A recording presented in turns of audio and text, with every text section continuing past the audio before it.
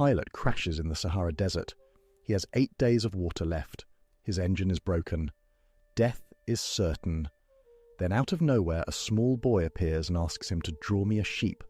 Most people would think the boy was a mirage, a hallucination brought on by dehydration and despair. But this pilot does something extraordinary. He picks up his pencil and tries to draw. What happens next will break your heart, change how you see love, and reveal why adults have forgotten the most important truths about being human. This is The Little Prince, a 96-page book that has sold over 200 million copies, been translated into more than 300 languages, and yet remains one of literature's most misunderstood masterpieces. You probably think it's a children's book. You're wrong. One sees clearly only with the heart. What is essential is invisible to the eye. Written by a man who would vanish into thin air just 1 year after publication, this isn't a fairy tale. It's a philosophical bomb disguised as a bedtime story. And once you understand what Antoine de Saint-Exupéry was really saying, you'll never look at the world the same way again. This book about a mysterious boy from a distant asteroid would become something far greater than a wartime escape. It would become a mirror in which readers could examine their own lost innocence, their forgotten capacity for wonder, and their fundamental need for human connection. Antoine de Saint-Exupéry was born in 1900 into an aristocratic French family. The kind of world where children had governesses and summer chateaux seemed eternal. But when his father died before Antoine's 4th birthday, that golden world began to crack. At 17, he watched his beloved younger brother François die slowly of rheumatic fever. He did not cry out. He fell as gently as a young tree falls, Antoine wrote, words he would later use to describe the death of his little prince. This was a man who understood loss intimately. He failed his Naval Academy exams twice, crashed his first plane during military service, and spent years as a pioneering male pilot flying over the Sahara and the Andes, routes so dangerous they were called suicide runs. In 1935, attempting to break the Paris to Saigon speed record, he and his mechanic crashed in the Libyan desert. For 4 days they wandered, hallucinating from dehydration, surviving on a flask of coffee, some chocolate and wine, until a Bedouin found them half dead. That desert experience would become the backbone of The Little Prince, but it was his tempestuous marriage to Consuelo Sunchin that would give the story its heart. Consuelo was a Salvadoran writer and artist, beautiful, dramatic, and as demanding as The Little Prince's rose. Their relationship was a battlefield of passion and frustration, separations and reconciliations. When Saint-Exupéry fled to America after France fell to the Nazis, he left behind not just his country, but the woman who was both his torment and his inspiration. In exile in New York in 1943, Saint-Exupéry was a broken man writing during the darkest days of World War II. His aristocratic France was gone, overrun by Nazis. His wife remained in occupied territory. He was too old for combat flying, yet desperate to fight for the Free French. Like his narrator, he was stranded in a desert, not of sand, but of displacement and purposelessness. The story begins with one of literature's most perfect opening chapters. Our narrator, a pilot stranded in the Sahara with a broken engine and dwindling water supplies, encounters a strange little boy who asks him to draw me a sheep. This moment, absurd, innocent, urgent, establishes the central tension of the book. The aviator's predicament is both literal and metaphorical. Yes, he must repair his plane or die of thirst, but he's also suffering from a deeper crisis, the gradual erosion of his ability to see magic in the world. As a child, he had drawn what he called drawing number 1, a boa constrictor that had swallowed an elephant. Adults saw only a hat. The grown-ups advised me to lay aside my drawings and to devote myself instead to geography, history, arithmetic, and grammar. This autobiographical detail from Saint-Exupéry's own childhood becomes the foundation for the book's central theme: how adult society systematically destroys the creative imagination that makes life worth living. The aviator learned to speak the language of grown-ups, numbers, facts, practical concerns. But in doing so, he lost something irreplaceable. The Little Prince's journey through the universe serves as Saint-Exupéry's brilliant catalogue of adult foolishness. Each asteroid he visits represents a different way humans become trapped by their own obsessions. On the first asteroid lives a king with no subjects, who claims to rule over everything he can see. It is much more difficult to judge oneself than to judge others, the king tells the prince. Here, Saint-Exupéry skewers the absurdity of authority without responsibility, power without purpose. The second asteroid houses a conceited man who craves admiration from anyone who will listen. The third holds a tippler, drinking to forget the shame of drinking, a perfect circle of self-destruction that anticipates our modern understanding of addiction. The businessman on the fourth asteroid owns the stars, counting them obsessively while contributing nothing to the universe. I own them because I was the first person to think of owning them, he declares, embodying the capitalist delusion that possession equals value. Most tragic is the lamplighter on the fifth asteroid, frantically lighting and extinguishing his lamp as his tiny world spins faster and faster. He alone among the adults has kept faith with his duty, but the accelerating pace of his planet, a perfect metaphor for modern life, has made that duty meaningless. Orders are orders, he says wearily, representing all those who maintain their integrity while being crushed by circumstances beyond their control. The geographer on the sixth asteroid knows everything about map-making, but has never explored his own world. He represents the academic who mistakes information for wisdom, data for understanding. Each asteroid is a prison of the spirit, showing how adults become trapped by their own limited perspectives. Saint-Exupéry, drawing on his experience as both an aviator and an aristocrat who had witnessed the collapse of his class, understood that modern life specializes us into increasingly narrow concerns until we lose sight of what makes us human.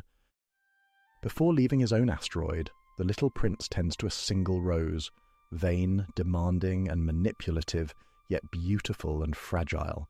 Their relationship forms the emotional core of the story, representing both the joy and the burden of love. The rose is clearly based on Saint-Exupéry's tempestuous relationship with his wife Consuelo, whose dramatic personality both inspired and exhausted him. In letters, he described her as both impossible and irreplaceable, exactly like the little prince's rose, who claims to be unique in the universe while demanding constant attention. But the rose also represents something larger, how we create meaning through the act of caring for something beyond ourselves. Saint-Exupéry understood this deeply. Despite their tumultuous relationship, he was devoted to Consuelo, sending her passionate letters even when they were separated by war and distance. He knew that love wasn't about finding perfection, it was about choosing to see someone as irreplaceable, flaws and all. When the little prince discovers a garden of 5,000 roses on Earth, he's initially devastated. His rose had claimed to be unique in the universe, but the fox teaches him the secret that transforms his understanding. It is the time you have wasted for your rose that makes your rose so important. This insight cuts to the heart of what makes relationships meaningful. Love isn't about finding the most beautiful or perfect object of affection. It's about the investment of time, attention, and care that creates an invisible bond. The little prince's rose is special not because of her inherent qualities, but because he has chosen to make her special through his devotion. The encounter with the fox provides the philosophical centerpiece of the book. "What does that mean, tame?" asked the little prince. The fox explains that to tame means to establish ties. "To me, you are still nothing more than a little boy who is just like 100,000 other little boys. But if you tame me, then we shall need each other. To me, you shall be unique in all the world. To you, I shall be unique in all the world." Saint-Exupéry's concept of taming revolutionizes how we think about relationships. In a world where millions of people can feel isolated despite being constantly connected, the fox teaches that true connection requires ritual, patience, and mutual vulnerability. The fox asks to be tamed even though he knows it will make their eventual parting painful, because the joy of connection outweighs the inevitable sorrow of loss. This scene reflects Saint-Exupéry's own understanding of human bonds forged under extreme circumstances. As a pilot Flying dangerous mail routes across Africa and South America, he had experienced the profound connections that form between people who depend on each other for survival. These relationships, brief but intense, taught him that meaning comes not from avoiding attachment, but from embracing it fully, even when we know it's temporary. Throughout the story, Saint-Exupéry diagnoses what we might call the adult disease, the gradual loss of curiosity, wonder, and emotional authenticity that comes with age. Adults in his world are obsessed with numbers. When you tell them that you have made a new friend, they never ask you any questions about essential matters. They never say to you, what does his voice sound like? What games does he love best? Does he collect butterflies? Instead, they demand, how old is he? How many brothers has he? How much does he weigh? How much money does his father make? This critique, written during World War II, carries particular weight. Saint-Exupéry had witnessed how the adult obsession with categories, measurements, and material concerns had led to unprecedented destruction. The bureaucratic mindset that reduced human beings to statistics was the same mindset that enabled industrial-scale warfare and genocide. Yet the book isn't entirely pessimistic about adulthood. The aviator narrator himself represents the possibility of recovery, an adult who, through his encounter with the Little Prince, begins to remember what he had lost. The Little Prince's decision to return to his asteroid, knowing it means allowing the snake to bite him, represents the book's most profound meditation on love and sacrifice. He chooses to leave Earth not from despair, but from a deeper understanding of his responsibilities. His rose needs him, and he has learned that you become responsible forever for what you have tamed. This ending, written while Saint-Exupéry was desperately petitioning military authorities to let him return to combat despite his age and injuries, carries profound autobiographical weight. He was 54, too old for reconnaissance flying, plagued by injuries from multiple crashes, but he fought for exemption after exemption, finally winning permission from General Eisenhower himself. The author himself would soon make a similar choice to his Little Prince, disappearing on a reconnaissance mission over occupied France in July 1944. His plane was never found. Some say he was shot down by a young German pilot who later, discovering the identity of his victim, spent the rest of his life tormented by having killed the author of his favourite childhood book. Others believe Saint-Exupéry, like his prince, simply chose his moment to leave, that for a man who had lost his country, his aristocratic world, and perhaps his faith in humanity's future, there was a certain poetry in vanishing into the blue sky he had spent his life exploring. The ambiguity of the ending, we never see the Little Prince's body, suggests that some departures are not deaths but transformations. The prince promises the aviator that his laughter will live in the stars, making every night sky a reminder of their friendship. The Little Prince endures because it addresses the fundamental human struggle between the practical demands of survival and the spiritual needs of the soul. In our age of smartphones and social media, artificial intelligence and global connectivity, Saint-Exupéry's insights feel more relevant than ever. We live in a world that has solved many of the technical problems that plagued his generation. We have light without whale oil, communication without letters, transportation without horses.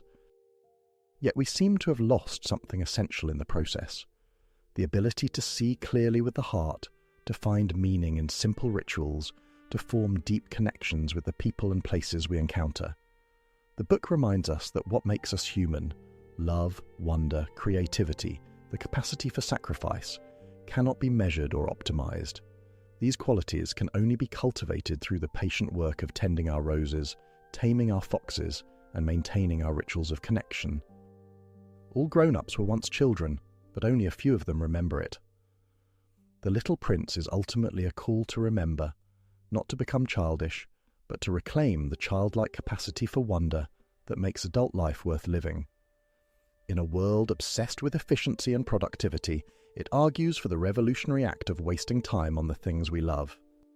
As we face our own crashes in the desert, personal, professional, or planetary, Saint-Exupéry's Little Prince offers us both a mirror and a compass, helping us navigate toward what truly matters in a universe that can seem vast and indifferent, but becomes warm and meaningful the moment we choose to care for something beyond ourselves. The essential, after all, is invisible to the eye.